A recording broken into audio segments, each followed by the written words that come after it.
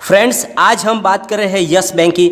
दोस्तों, आप थंबनेल देखकर चौंक गए होंगे क्योंकि जो मैं लगातार यस बैंक को लेकर इतना पॉजिटिव नज़रिया रखता हूँ, ये अचानक मुझे क्या हो गया कि मैंने अचानक ऐसा थंबनेल लगाया। तो दोस्तों, इसके पीछे एक बड़ा रीज़न है जो आगे जाके हम डिस्कस करेंगे पूरा उसको। साथ में एक न्यूज़ निकल के रही है यस बैंक की, उसको भी एनालिस करेंगे। और साथ में अब यस बैंक को लेकर हमें क्या स्ट्रेटजी अपनानी चाहिए और यस बैंक के क्वार्टर रिजल्ट के बारे में भी जानकारी मैं आपको दूंगा। लेकिन उससे पहले अगर आप पहली बार मेरे चैनल पे आए तो चैनल को सब्सक्राइब कर दीजिए, एक बेल आइकॉन दबा दीजिए ताकि जब भी नया वीडियो बनाऊँ पहला नोटिफिकेशन आपको मिले। वीडियो पसंद आए तो लाइक शेयर जरूर कीजिए। चलो दोस्तों, वीडियो स्टार्ट करते हैं। मैं हूँ आपका दोस्त एसबी दवे और मेरे चैनल ऑनलाइन कमाई में आपका बहुत बहुत स्वागत है। फ्रेंड्स, आपको पता ही है यस बैंक लगातार ग्रोथ कर रही है। यस बैंक को लेकर सारी रेटिंग एजेंसियां भी उत्साहित है और लगातार बैंक की ग्रेडिंग बढ़ा रही है।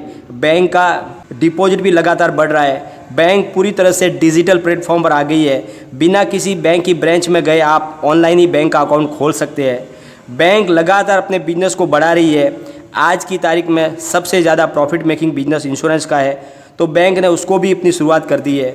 बहुत सारी इंश्योरेंस कंपनियों के साथ टाई अप करके लाइफ इंश्योरेंस और जनरल इंश्योरेंस का भी बिजनेस बैंक ने शुरू कर दिया है। साथ में बैंक के पुराने घोटालेबाज भी एक के बाद एक पकड़े जा रहे हैं। पहले DHFL के मालिकों को जेल में डाला गया और अब कॉक्स एंड किंग्स के chief executive financial officer Anil Khandelwal और ex internal auditor Naresh Jain को भी गिरफ्तार कर लिया गया है। कॉक्स एंड किंग्स से उन्हें 1862 करोड़ रुपए यस बैंक को वसूल करने हैं जो इन्होंने डुबाए हुए। तो इस तरह से बैंक के डूबे हुए कर्ज को भी वापस मिलने की आशा जग रही है। साथ में बैंक ने उन बिजनेस को भी बेच दिया है जिनसे उन्हें कुछ खास फायदा नहीं हो रहा था, और उसको बेचने के बाद जो पूंजी मिली है वो बैंक को एक एक्सेस नकद मिल गई है, जिसकी वजह से बैंक की परफॉर्मेंस में और सुधार हो रहा है। यानी बैंक अपनी हर तरह से कोशिश कर रही है पूंजी को जुटाने की, जिससे बैंक की सेहत में लगातार सुधार भी हो रहा है। इन शॉर्ट, बैंक चारों तरफ से ज़बरदस्त परफॉर्म कर रही है। लगातार बैंक में सुधार हो रहा है। इसके बावजूद मेरा कहना है कि फ़िलहाल इस शेयर से नई खरीदारी न करें इस शेयर में, और इस शेयर से दूर रहे।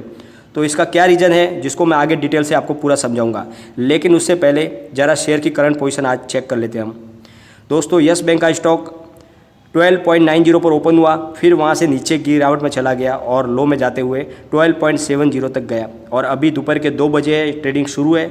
स्टॉक करीब 12.75 पर करीब 1.16% डाउन पर ट्रेड कर रहा है। BSE में अब तक करीब 1,14,90,805 शेयरों की ट्रेडिंग हो चुकी है, और उसमें से करीब 51,51,328 शेयरों की डिलीवरी उठाई गई है, जो कुल ट्रेड का 44.83% है। और NSE में अब तक 3,29,17,436 शेयरों की टोटल वॉल्यूम हुआ है अभी तक, और उसमें से करीब 1,45,68,032 शेयरों की डिलीवरी उठाई गई है, जो कुल ट्रेड का 44.26% है। दोस्तों, फ्रेंड्स, यस बैंक ने दोनों एक्सचेंज को इन्फॉर्म किया है कि 23 अक्टूबर को Q2 के रिजल्ट को उनको डिस्कस करने के लिए बोर्ड मीटिंग रखी गई है। यानी इसी महीने Q2 का रिजल्ट आपको देखने को मिल जाएगा। यह यस बैंक ने दोनों एक्सचेंज में डिक्लेयर किया है। दोस्तों, ये आने वाली 23 तारीख को उनकी बोर्ड मीटिंग रखी गई है, जिसमें Q2 का रिजल्ट डिक्लेयर किया जा सकता है। फ्रेंड्स, पहले हम उस न्यूज़ को डिस्कस कर लेते हैं। सेबी ने यस बैंक के former non executive director Subhash Chandra Kalia को क्लीन चिट दे दी है। सुभाष चंद्र कालिया पर इनसाइडर ट्रेडिंग का आरोप था, परंतु सेबी ने अपनी पूरी जांच के बाद इस नतीजे पर पहुंची है कि सुभाष चंद्र कालिया किसी भी तरह की इनसाइडर ट्रेडिंग में शामिल नहीं है। सुभाष चंद्र कालिया ने 8 फरवरी 2019 को यस बैंक के 1000 शेयर खरीदे थे, जिनकी कीमत थी 1.74 लाख की। उन्होंने ये अपना नॉर्मल तरीके से इन्वेस्टमेंट किया था और इसको बेचने में किसी भी तरह के नियमों का उल्लंघन नहीं किया है। अगर उनको किसी भी तरह का अगर फ़ायदा उठाना होता तो वो शेयर बेचने के लिए अपने कार्यकाल के पूर्ण होने का इंतजार नहीं करते। यानी वो जब तक ऑन ड्यूटी थे उन्होंने अपने शेयर को नहीं बेचा, बल्कि अपना पूरा कार्यकाल करने के बाद उन्होंने शेयर को बेचा। तो इस तरह से सेबी ने कहा है कि वो पूरी तरह से उनको क्लीन चिट दे दी है कि उन्होंने कोई भी इनसाइडर ट्रेडिंग नहीं की है। उन्होंने नॉर्मली शेयर खरीदे थे, उसी नॉर्मली तरीके से उन शेयरों को बेचा है, इसलिए उन पर किसी भी तरह का कोई ब्लेम सिद्ध नहीं हो रहा है। अब बात करते हैं उस अंदरूनी खबर की जो हम जैसे यस बैंक के इन्वेस्टर के लिए बिल्कुल अच्छी नहीं है। दोस्तों, आपने यस बैंक में बहुत सारा इन्वेस्टमेंट किया होगा और प्राइस नीचे आने पर एवरेज भी किया होगा, परंतु बड़े दुख के साथ कहना पड़ रहा है कि सारी पॉजिटिव न्यूज़ के बावजूद भी आखिरकार शेयर कमज़ोर पड़ चुका है। दोस्तों, शेयर को गिराने वाले कामयाब हो चुके हैं और अब यस बैंक का शेयर 12 के नीचे भी जा सकता है और उनका हथियार बनेगा Q2 का रिज़ल्ट, क्योंकि अभी तक बैंक पूरी तरह से इस सिचुएशन में नहीं आई है कि अच्छा Q2 का रिज़ल्ट दे सके। दोस्तों, फ़िलहाल बैंक की पूरी वो सिचुएशन नहीं है कि आप ज़्यादा अच्छे रिजल्ट की अपेक्षा कर सको, क्योंकि कोविड-19 की वजह से सारे रोज़गार बंद थे, इसलिए सभी बैंकों की क्रेडिट ग्रोथ में गिरावट आई है। यानी बैंक जो लोगों को लोन देती है उसमें गिरावट आई है, क्योंकि व्यापार बंद थे, इसलिए 5-6 महीनों से लोगों ने व्यापार के लिए बैंकों से कर्ज लेना कम कर दिया है, जिसका बुरा प्रभाव सभी बैंकों के क्वार्टर रिजल्ट पर पड़ेगा। क्योंकि बैंकों को प्रॉफिट तभी मिलता है जब लोन लेते हैं लोग, लोन के रूप में, कर्जे के रूप में जब पैसे लेंगे तभी बैंकों को फ़ायदा होता है। तो क्वार्टर रिजल्ट के बैंकिंग सेक्टर के लिए ये ज़्यादा उत्साहवर्धक रहने वाला नहीं है किसी भी बैंक के लिए दोस्तों। इसलिए मैं आपको पहले से सावधान कराऊँ कि आने वाले क्वार्टर रिजल्ट से ज़्यादा अपेक्षा न रखें, नहीं तो शेयर को गिराने वाला ग्रुप इसका पूरा फ़ायदा उठा लेगा। क्योंकि फ़िलहाल शेयर की नीचे की लेंथ बन गई है और इसमें अब गिरावट दिख रही है दोस्तों।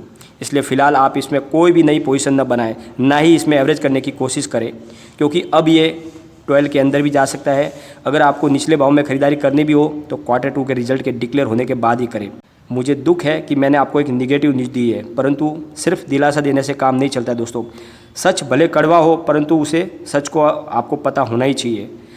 परंतु एक बात आप बिल्कुल निश्चित रहे, यस बैंक बहुत ही शानदार प्रदर्शन कर रही है और आपको लॉन्ग टर्म में बहुत ही ज़्यादा प्रॉफिट मिलने वाला है।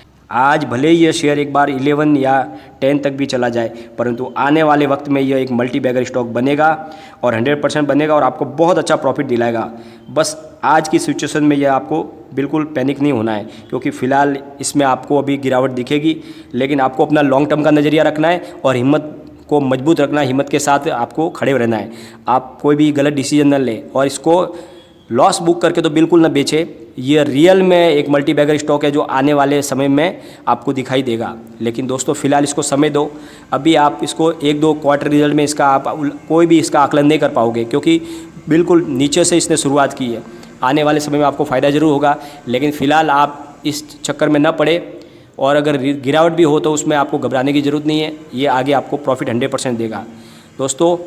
लेकिन कोई भी इन्वेस्टमेंट करने से पहले अपने फाइनेंशियल एडवाइज़र से एक बार एडवाइस ले ले या अपना खुद का रिसर्च करें, क्योंकि मैंने वीडियो आपके एजुकेशनल पर्पज़ के लिए ही बनाया है। वीडियो पसंद आए तो लाइक शेयर जरूर कीजिए और चैनल को सब्सक्राइब कर दीजिए। फ्रेंड्स, हमारे में से बहुत सारे लोग अभी सिर्फ स्टॉक मार्केट के बारे में जानकारी ले रहे हैं या उनके बारे में सीख रहे हैं और उन्होंने अभी तक डीमैट और ट्रेडिंग अकाउंट नहीं खोला हुआ है।